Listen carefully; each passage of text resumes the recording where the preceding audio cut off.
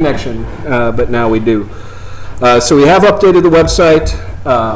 There will be another update coming in the very near future, but for now, this will, it's the same address, FPEHS.org. We'll have information about our, whatever our upcoming meeting is. It's got our newsletter, which you can read full screen right here on the website. Some information on who's serving on the board currently, a way to contact us, and then links to both our Facebook page and our brand new YouTube channel, which what we've been doing, Jimmy's been working on a project to digitize some of our past meetings and presentations, and we are uploading those to our YouTube channel. We currently have 16 videos and somewhere around 150 views so far in the week and a half that they've been up. So we're going to keep uploading both some of the old presentations, and then in case you miss a meeting and you want to see what happened, we'll be uploading the previous month's meeting to the YouTube channel as well. All right. And then we do also have some useful links up here, one of which I'll tell you all about tonight is Virginia Chronicle. This is a project that's been ongoing to digitize the Farmville Herald newspapers. And we've been working on that for the better part of 3.5 years. But we have them hosted through the Library of Virginia, and everything from 1893 all the way to 2010 is available online and is searchable by keyword. So no more digging through the old microfilm frame by frame to try to find something. You'll see they are separated by periods of year. And if you click on those, each of the years is listed in chronological order there, and we'll just pick a month by at random. The issues are here, and you can click on any of the links.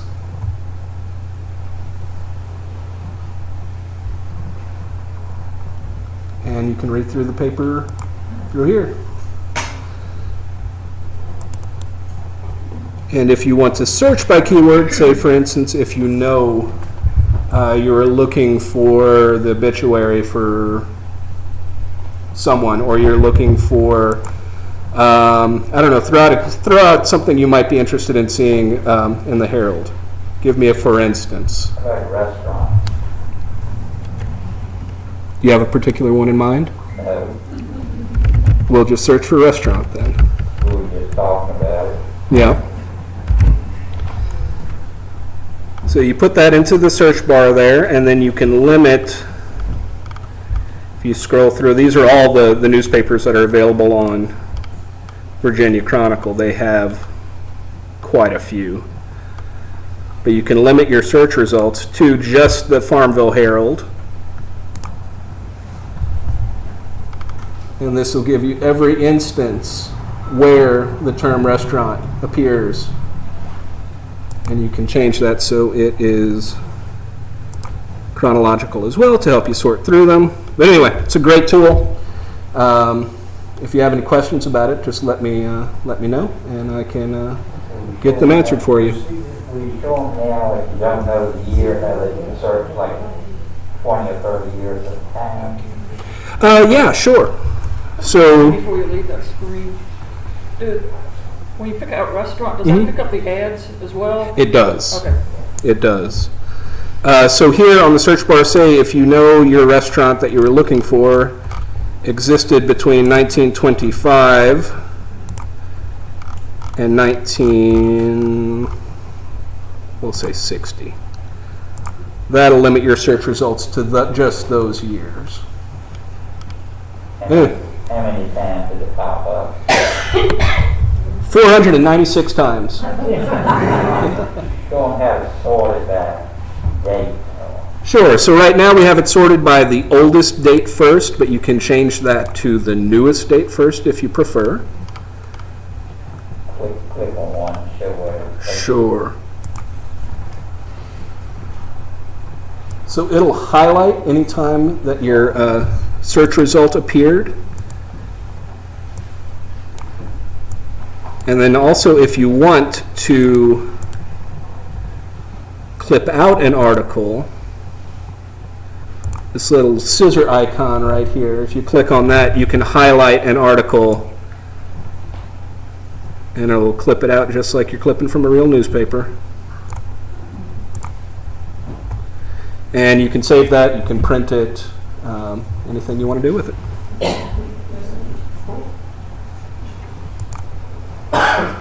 All right, well, I'm not going to take up any more of your time. Without any further ado... Benedict, could you do one more time? Yes, Jimmy. I forgot to mention the recipe book thing. If you Well, actually, I think John probably knows a little bit more about that project than I do.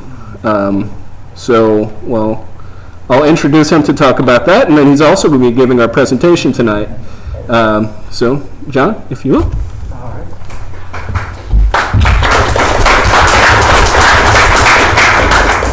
Thank you. Let me get set up here. So a project that we have been talking about, working on, COVID kind of threw a wrench in everyone's plans for everything, has been a cookbook idea where we have been working on compiling old recipes, information about old restaurants here in Prince Edward County. And so it's a project that we have been working on and we're going to be continuing to work on through 2020. We're hoping to have something ready by next year, but we need your all's help for that. What we are in need of is, if you know of old recipes, old family recipes, if you know of recipes from that were famous from restaurants that used to be here locally, we need that information. So there's going to be more information in next month's newsletter. Keep an eye open for that. You all know our website. You can get in touch with us that way. On our Facebook, you can talk to us, any of us, me, Benedict, Jimmy, any of the board members at any of the meetings. Or if you've got cookbooks or anything like that that you want to bring to the meetings and let us borrow, we'll take very good care of them. But that's the step that we're at in this project, is now we're compiling the stuff. We've got the stuff that we've got, but we know that there's so much more out there. And we really want this to be a good community effort and also something that's going to be reflective of, really having a lot of good variety in it. So that's something that's going to be on our plate for next year, for 2022. So keep your ears open about that. We'll be talking about that more as we go throughout the years about next year, about our project on it. So that's where we're at right now. So give us your recipes or any restaurant information. Dig out those old cookbooks and help us out with that. Is something that we'll hope that you all can help us with in the future. But that is not what we were here to talk about tonight. Right now we are here to talk about a little presentation that I've put together.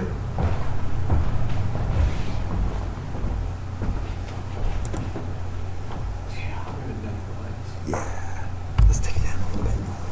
Atmosphere.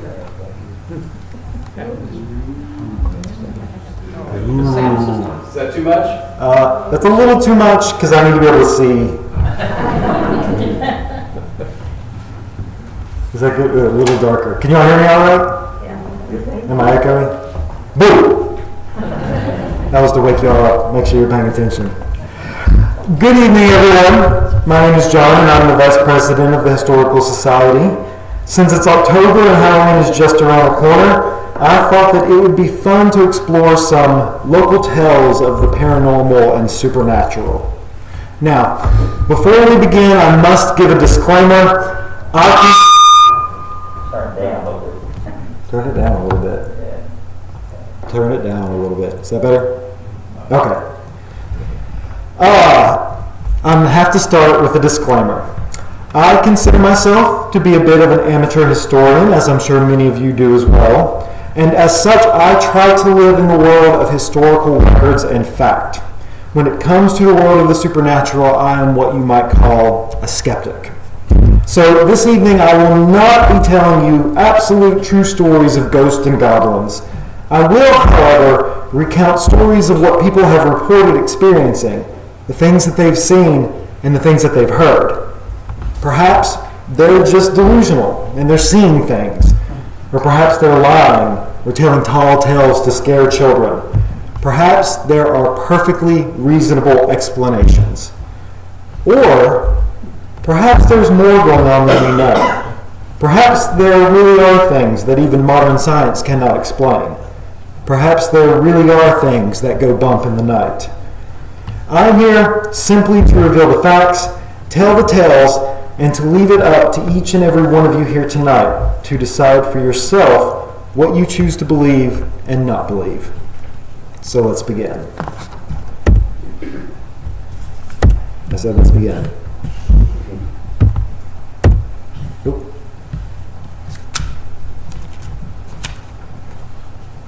We begin this evening with a few stories from haunted Hampton, Sydney.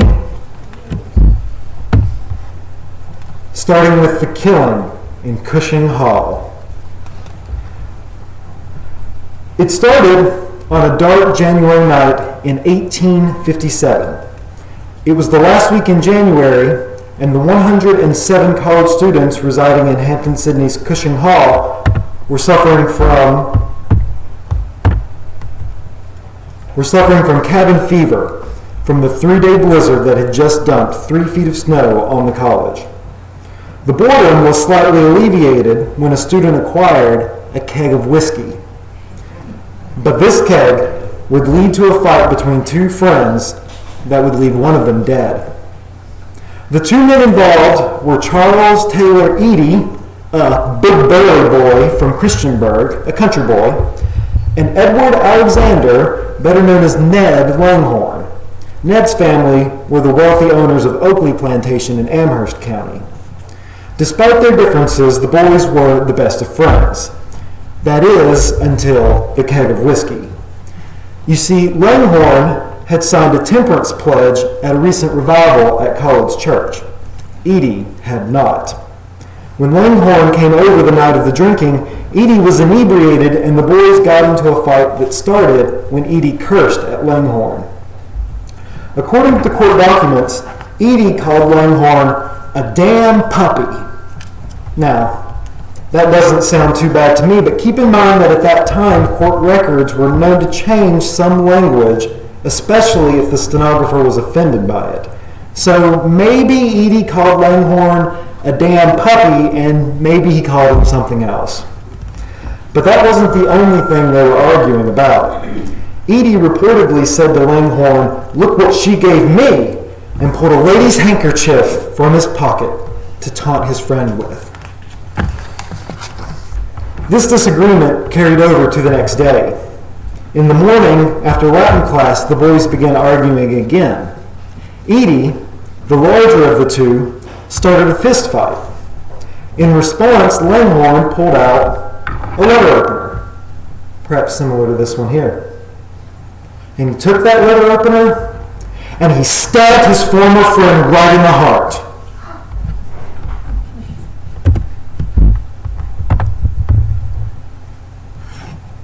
The attack happened right at the foot of these steps, and several classmates carried Eady up the stairs to the 2nd floor of Cushing Hall, where he succumbed. As for Langhorne, he hired a defense team of 5 lawyers. They argued that Eady's murder was a matter of honor, which at the time gentlemen had a right to defend. After 2 trials, Langhorne was acquitted of murder. The verdict basically said that if you've been insulted and your girlfriend's been insulted, you have the right to strike back. But although he was acquitted for the murder, he was expelled from the college.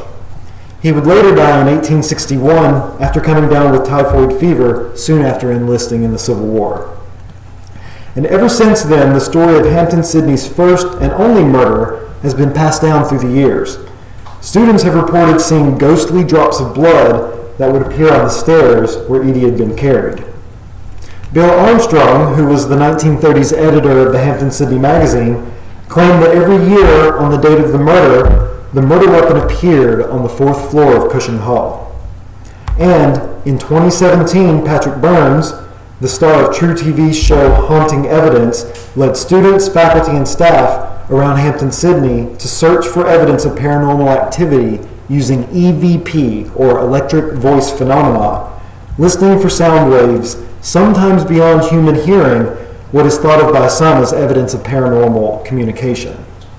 As they stood in Cushing Hall, Burns asked aloud, "If there are any spirits present with us, could you please tell us what the fight was about?" The response, which was heard by everyone present, was one whispered word: honor.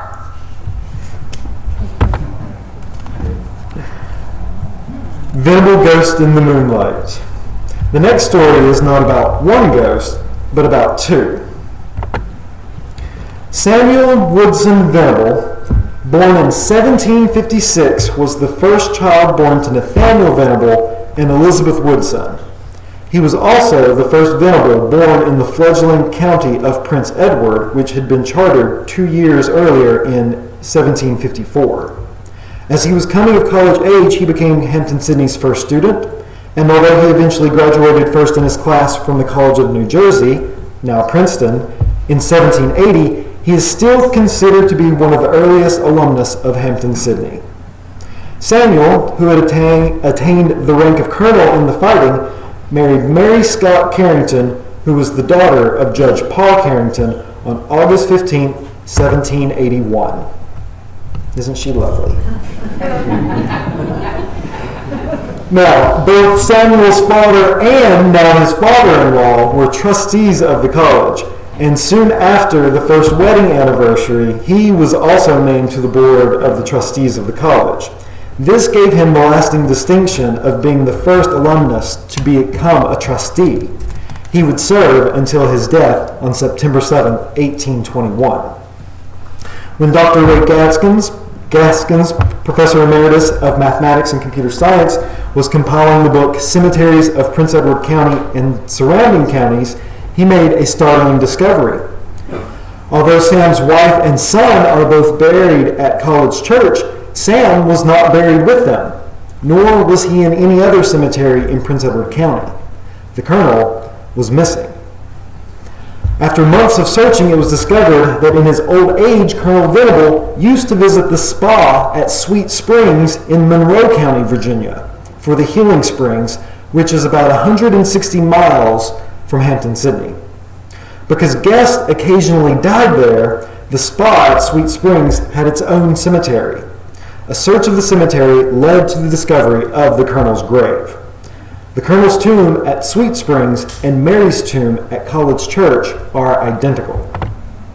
Both are above ground 3 by 6 foot enclosures with marble tops. Markers for their grave were provided for in Mary's will, and when she died in 1837, the same craftsman who built her tomb at College Church traveled to Sweet Springs and built Samuel's. Perhaps they had at some point intended to move the colonel's body back home, but the couple remained separated. And for 25 years, all was quiet in both cemeteries. But in 1863, when the newly formed West Virginia joined the Union, the colonel suddenly found his final resting place was in enemy territory. People began hearing strange noises and seeing strange lights at night around the colonel's tomb. The colonel wasn't happy. In an effort to calm things down, Mary Carrington's spirit started coming out on nights with the full moon. She would sit on her tomb, look at the moon, and try to get through to the colonel. In time, the disturbances around his tomb would subside. Since 1863, there have been sightings, both here and in West Virginia, of one or the both of them, always during the full moon. The sightings have always been described the same way: a woman in a flowing white dress sitting on her tomb and looking at the moon. Now, if anyone wants to go out and see if they can see the spirit of Mary Carrington, does anyone know when the full moon is this month? Tomorrow night is when the moon will be at its fullest. So perhaps you might be able to see the spirit of Mary Carrington in the cemetery, if you're so inclined to go look and see. All right, now let's talk a little bit about some Longwood lore and legends. Whoop, go back. What we now call Longwood University has had many names since it was founded in 1839. The Farmville Female Seminary, the State Female Normal School, and the State Teachers College, among others, and countless students have walked through its halls. In fact, there is even a myth that whenever the college changes its name, a fire breaks out on campus. For example, on November 24th, 1923, just before the school changed its name to the State Teachers College, a fire destroyed the dining hall that sat behind iconic Ruffner Hall. On March 9th, 1949, weeks before the school changed its name to Longwood College, a fire destroyed White House Hall, a building next to the rotunda, currently where the main or part of main tab sits, and a mirror image to Granger Hall. And on April 23rd, 2001, what many people remember that we now call the Great Fire, just before the college changed its name to Longwood University, the rotunda caught fire during renovations. Granger Hall, which had been connected to the rotunda at the time, suffered severe water damage and also had to be rebuilt. This actually happened the semester before I started as a freshman at the newly named Longwood University in 2002. So with any institution with such a long history, we'll pick up certain mysteries throughout the years. Incoming freshmen are whispered tales of tunnels underneath the campus and witness secretive Chi walks. There are many stories told about Chi, the secret society that promotes the spirit of Longwood. But is it possible that there are other spirits that are also connected to campus? A haunting in the high-rise. Campus legends tell a story about the ghost of a small boy that haunts the Curry high-rise. Soon after opening in 1969, stories begin being told of the spirit of a 7-year-old boy haunting the high-rise. According to the legend, the ghost belongs to a local child who was playing in the construction site while the high-rises were being built. As he rode his bicycle through the partially constructed building, the child rode too close to a large square hole in the ground, the elevator shaft. The boy fell in and died instantly. Countless students throughout the years have reported hearing what sounds like a small child laughing, the pitter-patter of tiny feet, and the sound of a bicycle bell. They say that if you take the elevator up to the 10th floor and then straight down to the basement, that you'll see the apparition when the doors open. You can hear the boy laugh, and you can hear the...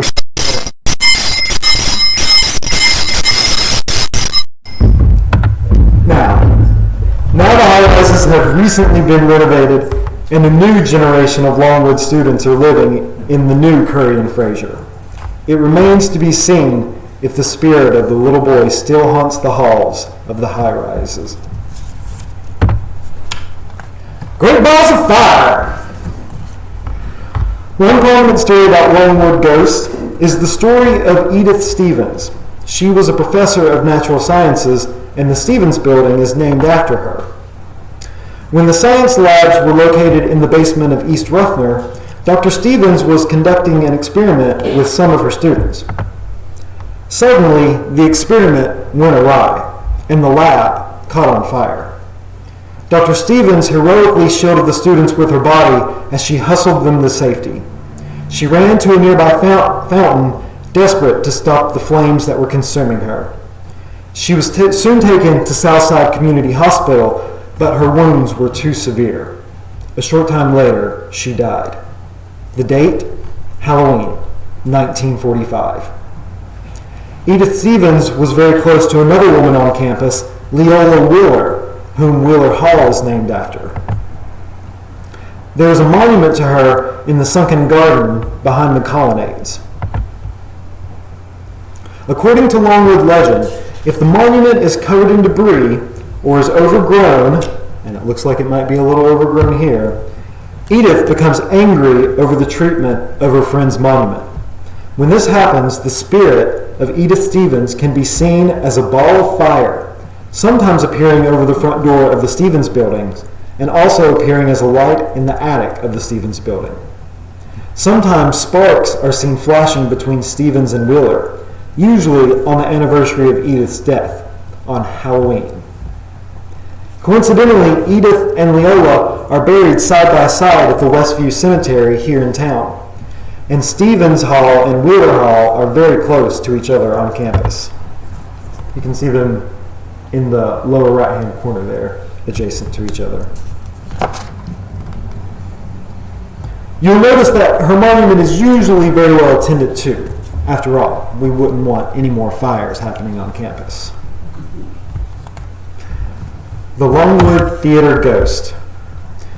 There are many traditions and superstitions in the theater world. Many theaters leave a single ghost light burning on stage at all times, for both practical and supernatural purposes. A popular superstition holds that every theater has a ghost, and some theaters have traditions to appease the ghost. Longwood is no different. Jarman Auditorium, where many performances have taken place, is haunted by the spirit of its namesake, Dr. Joseph Jarman, who was Longwood's longest-serving and most beloved president. He was president of the college from 1902 to 1946. He's remembered by the red rose he wore on his lapel and for his enthusiastic singing during daily chapel services. According to theater students, in weeks leading up to a performance, it is possible to hear Dr.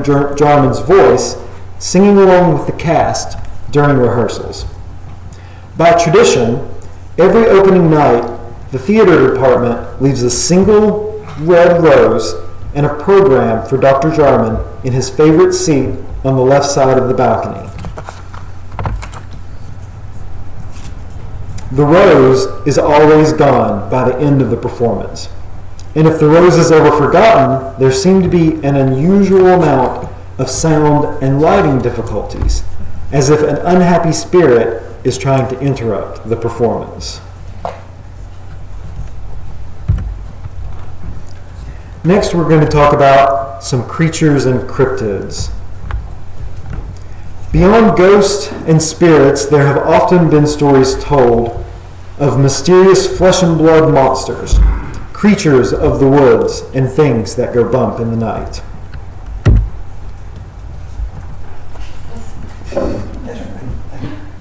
Sasquatch in Virginia. They go by many names: Bigfoot, Yeti, Abominable Snowman, Skunk Ape, or Sasquatch. Even though the existence of a half-man, half-animal creature is believed to be one of the greatest hoaxes of modern times, perpetuated by the misidentification of eyewitnesses, the misinterpretation of supposed clues such as footprints and fur samples, and the flat falsification of facts, there still exist thousands of first-hand sightings and reports from people convinced that they have seen something previously unknown and undiscovered. Reports of an ape-man of the woods date back several centuries. Native Americans considered them supernatural spirits to be deeply respected. So what is Bigfoot? Descriptions vary, but it is generally agreed that Bigfoot is a creature often said to be 7 to 8 feet tall and weighing 300 to 400 pounds. It is a biped that walks on 2 legs and is upright like a man, covered with thick hair ranging from black to brown to beige, with a muscular back and shoulders and an ape-like appearance. Those who have encountered it at close range say it can emit an awful skunk-like odor and makes noises that vary from deep-throated guttural growls to high-pitched screeches. By tradition, they fear humans and go out of their way to avoid them. Its favored habitat is heavily forested land and is thought to forage on wild vegetation, although it also feeds on deer and other animals, according to several reports. It is uncertain when and how Bigfoot, previously thought to live exclusively in the western United States, suddenly turned up in Virginia, West Virginia, Maryland, and other eastern and southern states. By the late 1970s, however, a flood of sightings in the Old Dominion began inundating the Department of Game and Inland Fisheries indicating an eastward migration. One eyewitness was reported to say, quote, "I saw it on the side of a highway in Powhatan County. It definitely wasn't human. It had to be about 7 feet tall with gigantic feet and reddish brown hair. It was creepy." In fact, there are 2 different Sasquatch hunting organizations in Virginia.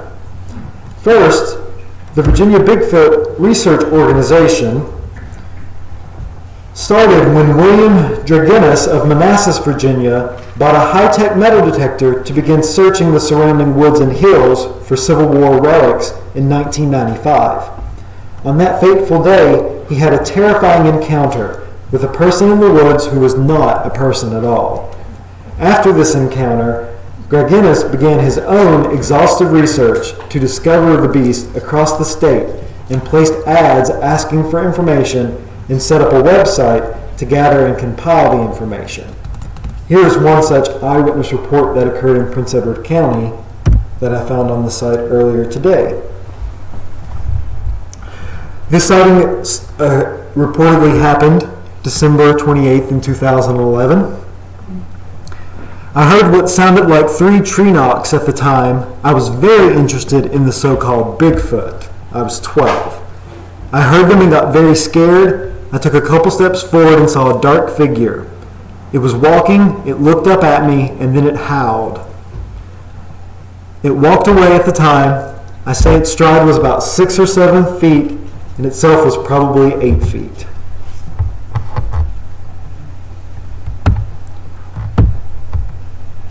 There's also the organization Sasquatch Watch of Virginia, founded by Billy Willard of Manassas after suffering from a mysterious animal attack while camping.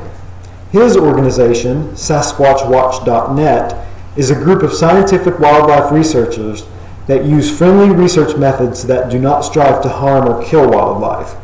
He contends that there have been hundreds of credible Bigfoot sightings in Virginia.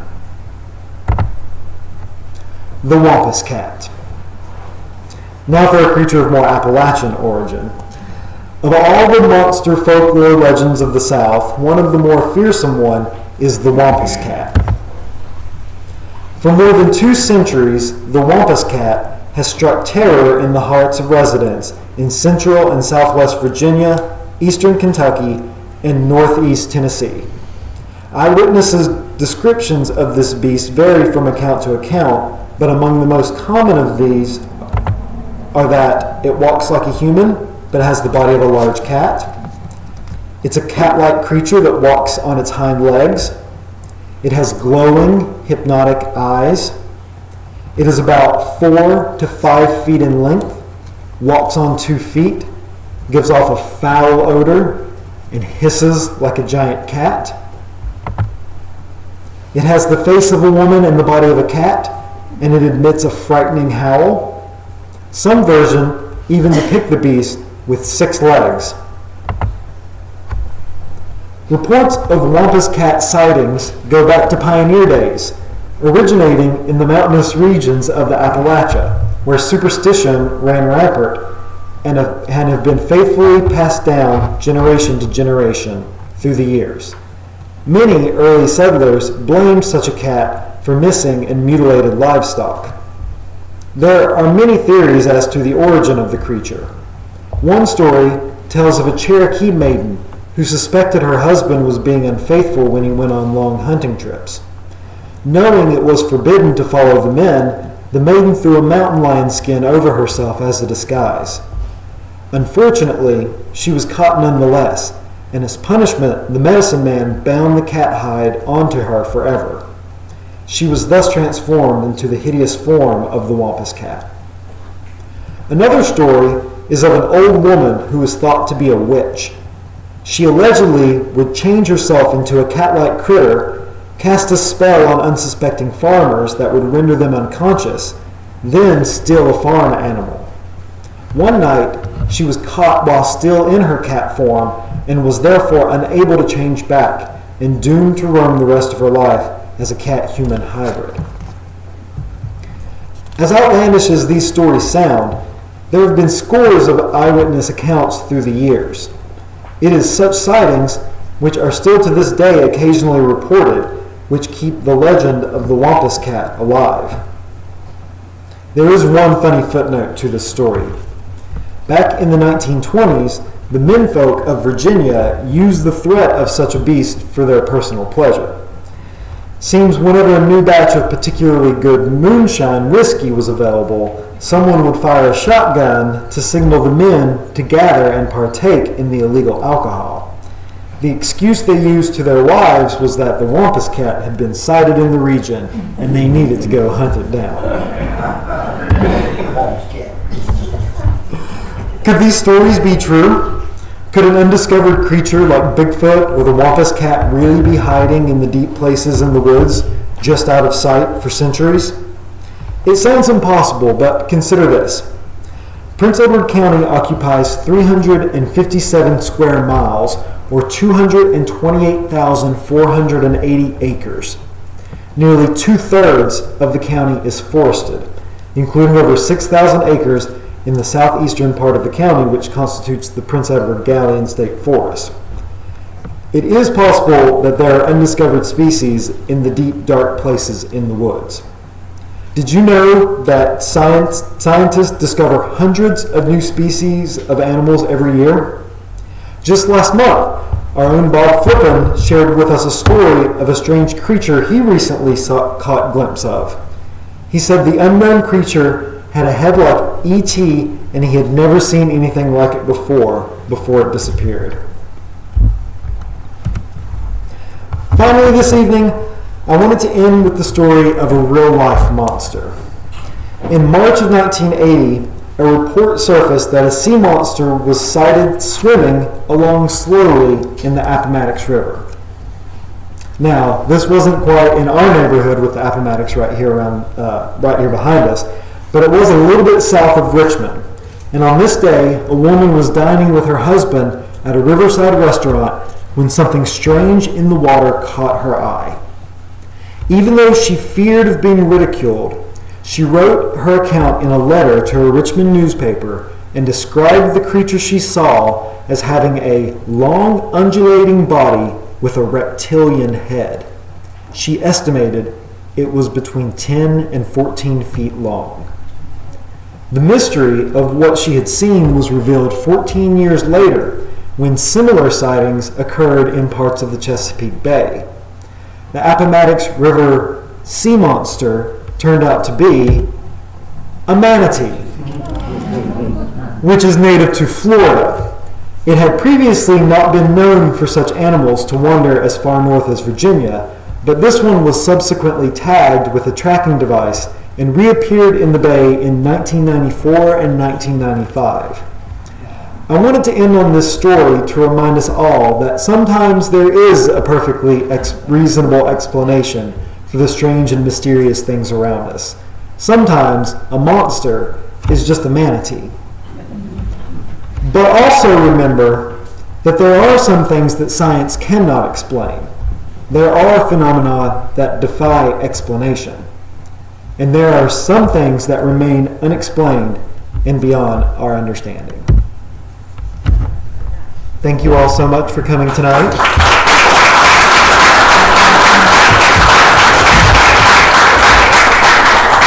Happy Halloween for everyone, and before you go, we have a drawing for our door prize. This month we have a $10 Uptown Cafe gift card, one of our excellent local eateries. Does everyone have a... Oh, we need one more. Oh, before the drawing. I'm sure it's going to grab. We'll get you one more lucky ticket. John? Oh, two tickets. And there? Oh, we got one up here. Oh, you need one.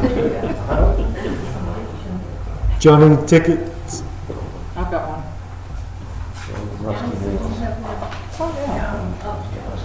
Anybody else before we draw? Just open.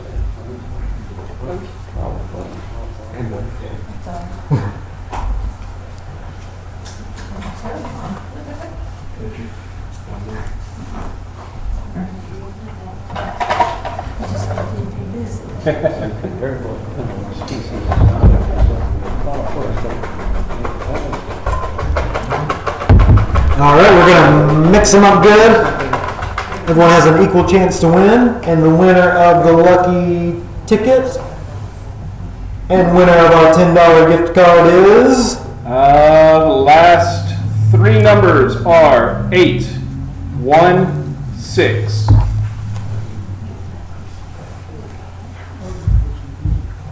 Do we got an 816 in the house? Oh my gosh. Yes. I didn't even look at it, so I never win.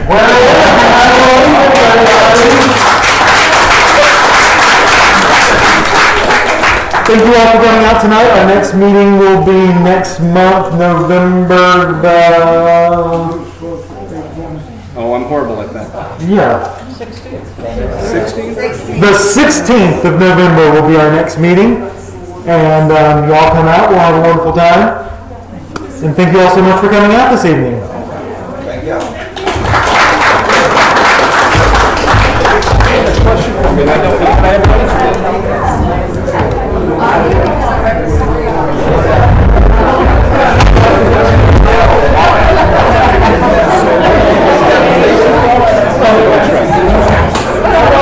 Well, thank you kindly. I enjoyed that. So are you from the area then? Are you? No, not originally.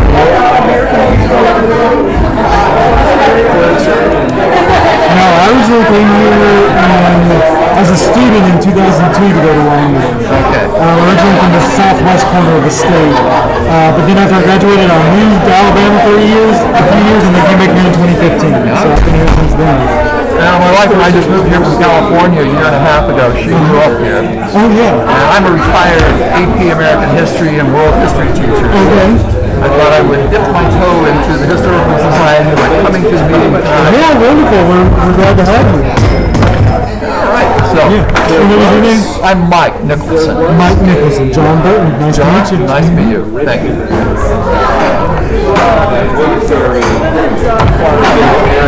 You did a splendid job. Thank you. I'm glad you were able to come. Do you have this where you can email it where I can read it? I'm not hearing very well. I can hear you fairly well, but I would really like to read it. Absolutely, yeah. Yeah, I've got it all in the document. Where can I send that to? S.V. Blackwell. SV. S.V. V as in Victor. V as in Victor. Blackwell at longwoodview.org. I will email it to you. You enjoying your picture? Yes, very much so. I love it. Is Phyllis Williams here? Is Phyllis Williams here? Yes, she was here. You know. Sure. You see her? She was here earlier, yes.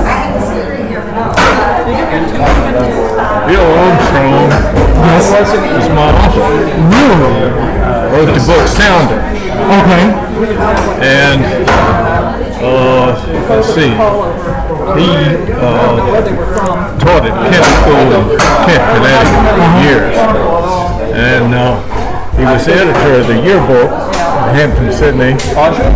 And before that, they had freshmen, sophomores, all the way through. He changed it, put the seniors first. And after that, the seniors always got first in the yearbook.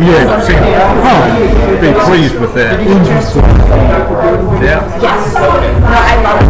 That was very helpful. And I appreciated it so much. That's what he was known for, and I'm sure you probably saw Dr. Jordan give his Yes, talk in person. quite a few times. I heard it once in person 2 years ago, I think, and it was great. But the presentation was great. I loved it. Thank you. I was going to say that it's recorded and it's going to be on YouTube too, right? Yeah. Yeah, So I I'll really probably want get to. back to it in the next week or so.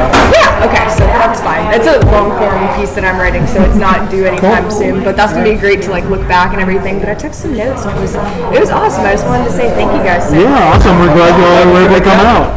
I know that they are coming back out for the Civil War brothers, so you'll be seeing at least 2 again. I'm gonna try and come back out too. This was so fun. I really appreciated it. I think that you guys answered everything that I could have possibly asked you in the presentation. But I wanted to come and say thank you for having us. Yeah. And we had a really good time. Wonderful. We're glad you could come. I think we'll be seeing you guys again. Excellent. But until next time. Nice to meet you. Until next time. That was very good. I enjoyed it. Yeah, a little something different for I appreciate you putting in all that hard work. But, you know, there's just tremendous stories like that. Yeah, all kinds, yeah. And that was just a little bit of research. That wasn't, any real big, and there's all kinds of stories to be told. I'm from Tennessee, in the mountains. And one of my grandfathers lived in Tennessee, the other lived in North Carolina. The one that lived in North Carolina was a great storyteller. Oh, yeah? Oh, he could tell on that. But I found out that what he told was a true story, And the one that stood out in my mind was that a group of fellows were coon hunting. And they're coon hunting up in the mountains. The dogs got all beat up and tore up and scratched. And he tells us, it took him about 20 minutes to tell it. It was a great story. But what it wound up is he finally went with him. And he found out that these dogs would tree up on top of this ledge, and it was a big tree that grew out on the ledge, and it was a limb about 10 feet out on this. It was a limb that grew up like this. Yeah. And what it was, this big coon, they would chase this big coon and hit one like that and get behind this limb. And what happened was when the dogs fell off, they fell down there about 30 or 40 feet. And they found out what the varmint was. That's funny. Thank you for the good program. You're very welcome, yeah. Glad you could come out. Do you own the house on first or second that used to be Janice Lemons? I do, yes. Do you still have plants growing out of your gutters up there? I walk all the time. Yeah. Summer long, they'll plant that. Gosh, may not be good for the gutters or the downspouts or whatever. But be careful if you get a you might want to get somebody to clean it for